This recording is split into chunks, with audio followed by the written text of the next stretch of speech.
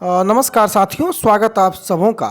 बिहार में 7वें चरण की शिक्षकों की बहाली को लेकर के आज बहुत बड़ा दिन साबित हो सकता है।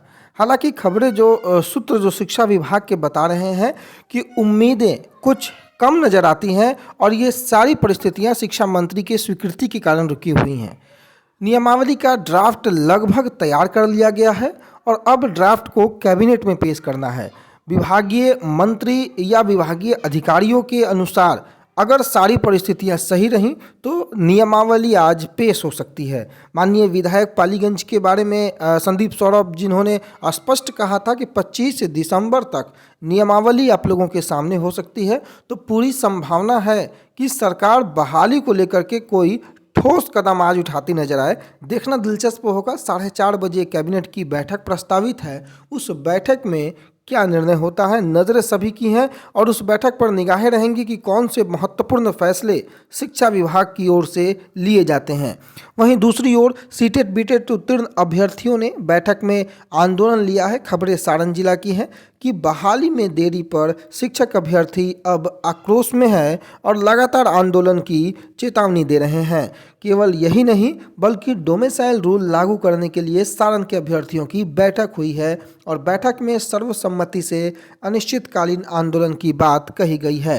देखिए, प्राइमरी, सेकेंडरी और सीनियर सेकेंडरी यानी कि एसटीईटी और सीटीईटी बीटीईटी, तो एसटीईटी की कैंडिडेटों के लिए मैं बता दूं कि जब 2019 का ये विज्ञापन निकला था, उसी विज्ञापन में डोमिसाइल रूल लागू था और केवल बिहार राज्य के निवासी ही उस फॉर्म को भर सकते थे।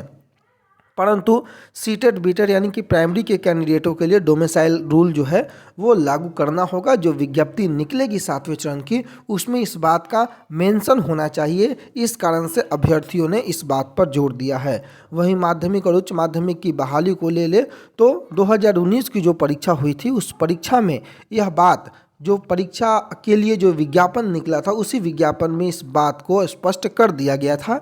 इसलिए डोमिसाइल माध्यमिक और उच्च माध्यमिक के लिए परेशानी का सबब नहीं है।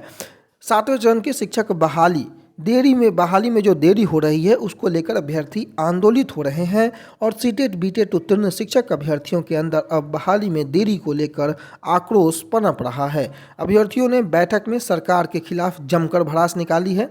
बैठक में सर्वसम्मति से यह निर्णय लिया गया है कि सरकार अगर डोमिसाइल रूल लागू नहीं करती है तो यह कहीं ना कहीं अभ्यर्थियों के लिए हितकारी साबित नहीं होगी। कई अभ्यर्थियों ने 7वें चरण में जो 6ठे चरण की जो रिक्त सीटें हैं, उसको गणना कर 7वें चरण में जोड़ने की भी बातें प्रस्तावित की हैं और प्रक्रिया को जल्द ऑनलाइन और सेंट्रलाइज माध्यम से शुरू करने की बातें कही हैं। हालांकि विभागीय सूत्रों का कहना है कि सरकार भी जल्द बहाली को लेकर के तैयारी कर रही है, परंतु पिछले 3 साल से शिक्षक अभ्यर्थी शेड्यूल का इंतजार कर रहे हैं और प्राथमिक शिक्षा की बहाली के शेड्यूल का इंतजार करते करते अब उनकी उम्मीदें कम होती नज़र आ रही हैं, धूमिल होती नज़र आ रही हैं, जिसको लेकर के शिक्षा विभाग की लगातार वो चक्कर लगाते हैं और अधिकारी और नेतागण के जो आश्वासन मिलते हैं, वो आश्वासन भी अब झूठे साबित हो रहे हैं। केवल मौखिक ही नहीं बल्कि पिछले दिनों लिखित आश्वासन मिलने के बाद भी अभ्यर्थियों के लिए कोई भी शेड्यूल नहीं निकाला गया और उस आश्वासन के बीत जाने का लगभग 5 महीने का लंबा अंतराल भी गुजर चुका है। केवल यही नहीं, एक अन्य खबरों की ओर अगर हम लोग चले तो पर्यावरण विज्ञान में 874 आवेदन और अपात्र हो गए हैं। 835 अभ्यर्थी ही पात्र हैं। ये बिहार विश्वविद्यालय सेवा आयोग ने पर्यावरण विज्ञान के सहायक प्राध्यापक के लिए 835 अभ्यर्थियों की सूची सार्वजनिक कर आपत्ति मांगी है और अपात्र अभ्यर्थियों की जो संख्या है वो पात्र अभ्यर्थियों से कहीं अधिक है। यह भी एक देखने वाली बात है, इसलिए मैंने इस खबर को आप लोगों के सामने रखा। और जो सार्वजनिक सूची करने की जो तारीख है वो 25 दिसंबर तक आपत्ति मांगी गई है।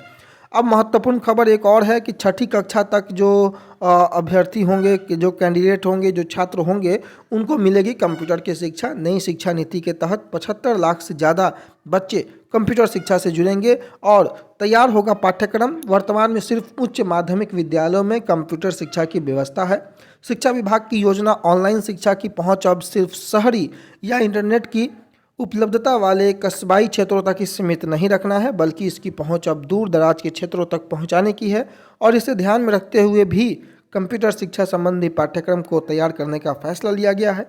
केंद्र सरकार ने भी बिहार के विद्यार्थियों को डेडिकेटेड टीवी चैनल पर शिक्षा दिलाने की सहमति दी है। बिहार बोर्ड के अध्ययन सामग्री में अब इसे जोड़ने की तैयारी है और तैयार कराने में NCERT मदद भी करेगा। यानी कि नए शैक्षणिक सत्र में राज्य के सरकारी विद्यालयों में कक्षा 6 और इसके ऊपर यानी 10वीं तक के विद्यालयों को कंप्यूटर शिक्षा एवं प्रशिक्षण से जोड़ने को लेकर तैयारियां तेज कर दी गई हैं और इससे करीब 75 लाख से ज़्यादा बच्चे लाभान्वित होंगे और इसके लिए सरकार ने नई बजट में प्रावधान भी करने का प्रस्ताव तैयार कर लिया है। नई शिक्षा नीति के तहत केंद्र सरकार ने मिडिल स्कूलों में कंप्यूटर शिक्षा मुहैया कराने का निर्देश दिया है।